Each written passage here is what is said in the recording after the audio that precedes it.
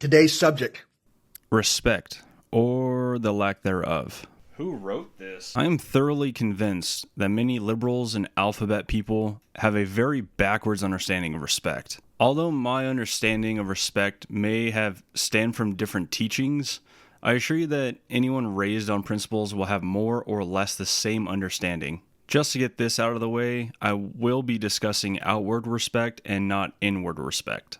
Self-respect is a whole other topic that I feel has much more nuance around it. As for outward respect, I would assume many of us, if somehow not all of us, have heard the phrase respect is earned, not given. I cannot speak for my siblings, but for me, as a kid, this felt so profound, like a law of nature.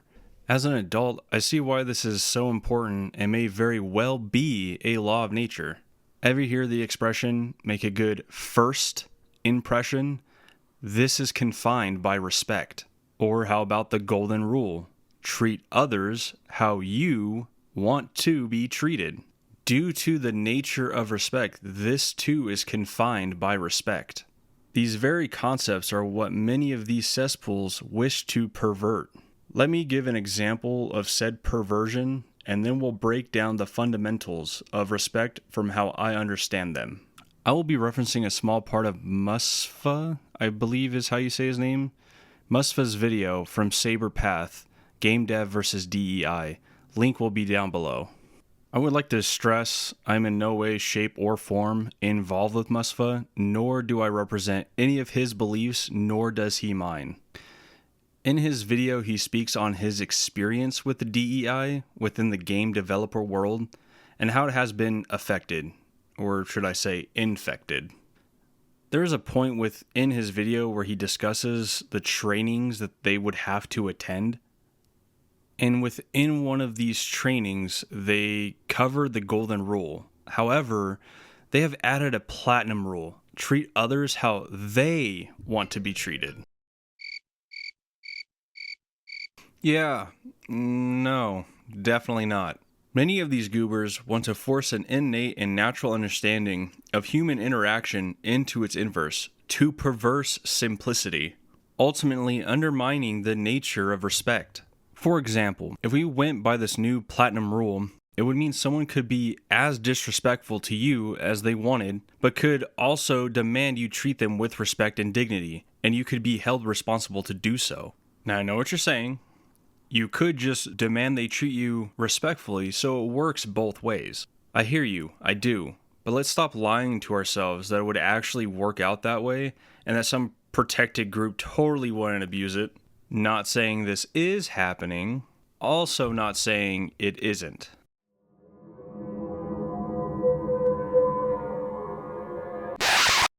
From my understanding, respect can be broken down into two separate ideas: mutual respect, which pertains to the previous topic, and true or actual respect. Mutual respect is really just the golden rule, but perhaps with more substance. This is very important for why the platinum rule does not work. For example, think of the difference between a stranger, an acquaintance, and a friend. A stranger you are neutral with, you might show them some courtesy or generosity depending on the scenario. An acquaintance you might hold a conversation and feel more familiar with. A friend is usually someone you hold respect for and is always a good time to be around. To help connect everything, the way you treat a stranger on a neutral basis is the golden rule at play. Whether you become more familiar with or grow a dislike for, or even stay indifferent to that stranger after, is mutual respect at play. I can assume we can all relate to some strangers becoming some of our greatest friends. That is mutual respect becoming earned respect over time. And we all have that one person where your first interaction with them leads you to instantly dislike them, and you'd rather avoid interaction with them if it can be helped. That is not to say you would go out of your way to ruin their day if given the chance. That is a violation of the golden rule and reflects more on you rather than them. Now, let's move on to earned respect, the left's favorite thing to demand. Based off of personal conversations I have had, it is clear everyone learns respect differently, but we are going to go into how it was bestowed to me, as my dad would say, only when you have hill do you have respect. Cool. There are hills everywhere. How the fuck does that earn you respect? HILL stands for honesty, integrity, loyalty, and love. For those still confused, it's an acronym. If you know what that is, please click on. When you have these 4 values, then and only then do you have respect. If you are a dad and want to steal that, by all means. Many of these paperweight boxes of rocks do not adhere to such values and continue to demand respect. Ironically, demanding respect will lead to rejection and pushback. We see this every time there are new demands for respect. You'd think they'd realize this. Goes to show that respect is indeed earned and not just given, especially when raised on values such as these. I think very often on these values to the extent of holding those around me to the same standard, even if they are unaware as to why. Let's start with honesty and see how the left is doing. Liberal tears. Just wait for it, just wait for it. This is where it came from. There are many out there just like this one, but to find out that the girl crying is just an audio clip from a movie is honestly quite vile.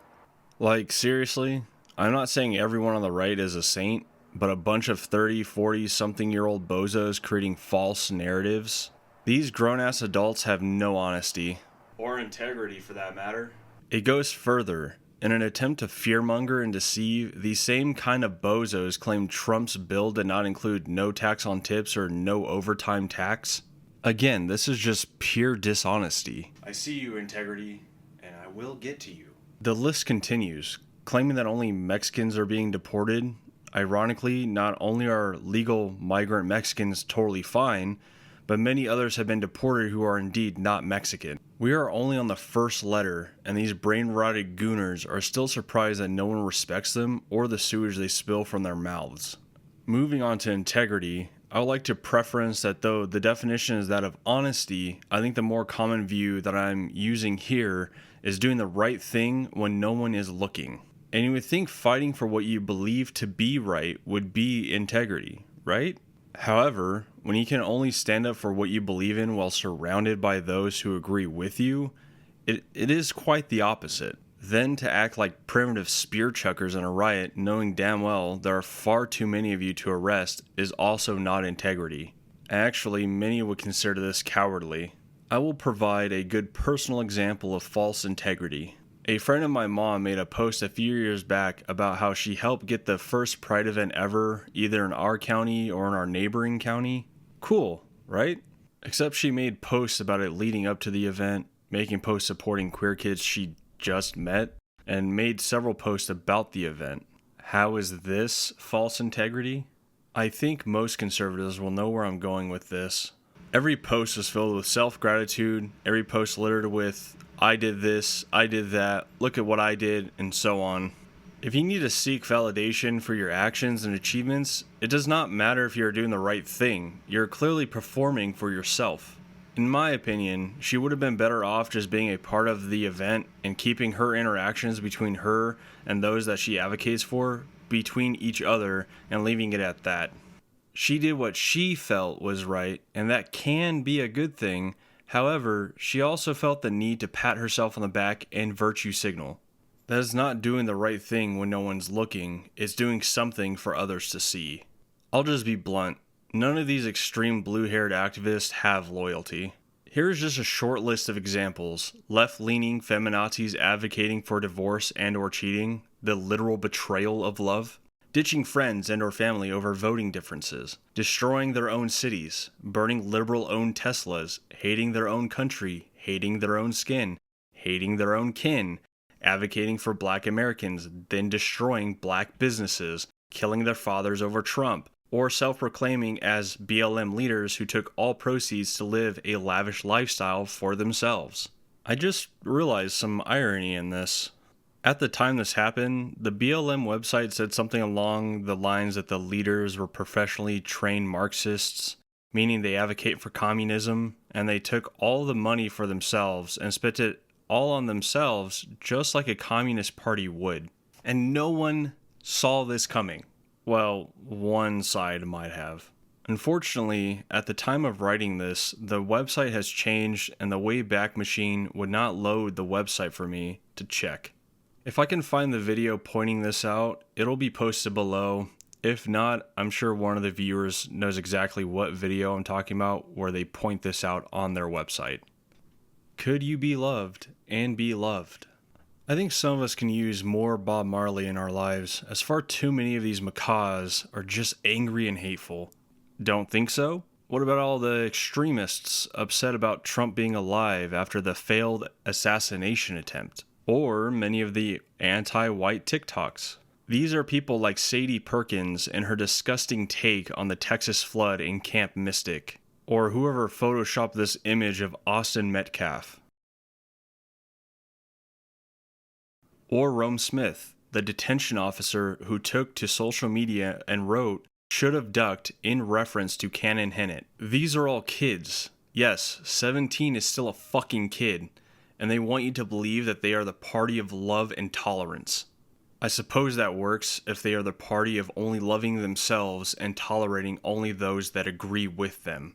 Just for those unaware, tolerance, according to Google, is the ability or willingness to tolerate something, in particular the existence of opinions or behavior that one does not necessarily agree with. To the one quote-unquote freedom fighter saying that you indeed don't tolerate the right, whites, or Christians, by definition would mean you are indeed not the party of tolerance and you played yourself. And anyone trying to claim you tolerate death and or murder when it's white people dying, you are a pathetic individual who can never earn true respect from anyone. Those you stand loyal with will eventually betray you, and you will have no right to talk about the disrespect you feel. Look, I'm not saying conservatives or Republicans are saints either. Literally, the whole script doesn't say that. You one fucking odd job. I just personally haven't seen this kind of behavior as frequently as I do with the left. Just for comparison, when Joe Biden was diagnosed with cancer, I'm not aware of any notable conservatives celebrating this news. I'm confident that there are some out there, but like this guy.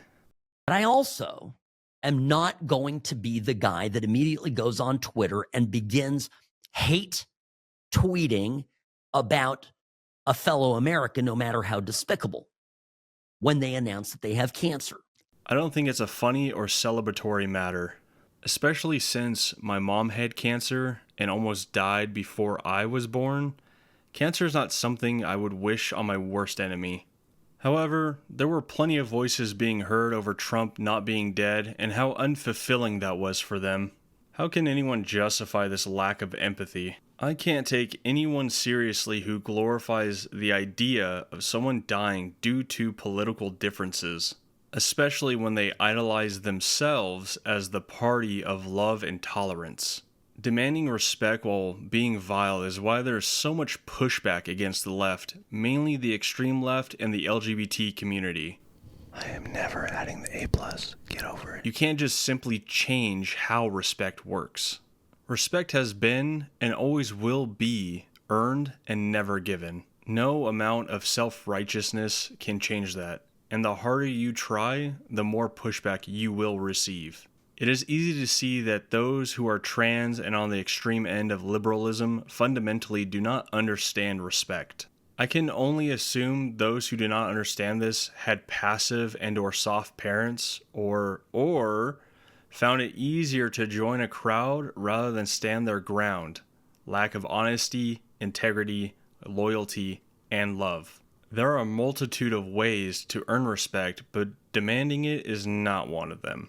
Actually, they might earn respect faster and with less effort if they just stop trying to force people to respect them, like with the training mentioned in Saberpath's video. Something to think about. I hope I was able to provide some food for thought and some things to consider, though to some it might just sound like, oh, what do the kids call it these days? Mansplaining or some shit? I don't know. They choose a new word every month to be offended by. Anyways, this subject has been on my mind from the things I've seen, and having been raised on principles, it just all seems ass backwards to me. Let me know down below how your dad taught you about respect. Or mother. Or give me your best insult. I could use a good laugh. I would like to add another story I remember but could not find, so take it with a grain of salt and decide for yourself if you want to believe what I say. I recall a news clip where they interviewed a black man who, like many others, lost his business due to the BLM riots. I specifically remember him on the verge of tears talking about how he lost all the money in his safe within his store by looters. I also remember much of the store being quite damaged and that he saved for many years to open it and was quite heartbroken by the loss of something he worked very hard for. I unfortunately cannot find this clip or remember where I saw it, but I know it's out there. One last thing, many links will be posted down below. I try to grab 1 or 2 clips as reference for your convenience. Is it Toodaloo or Toodaloo? Oh, almost forgot. This is post-editing, I guess. I have these 2 images. The first one is just a screenshot of a Google search about the BLM leaders spending all of that hard-earned donated money for their lavish lifestyle. The second screenshot is of the Google AI overview, which I know isn't always accurate, but it does pull from existing sources. And this is just to give an example that there are definitely some people out there advocating this way, even if it is not the majority or not the average, I guess you could say.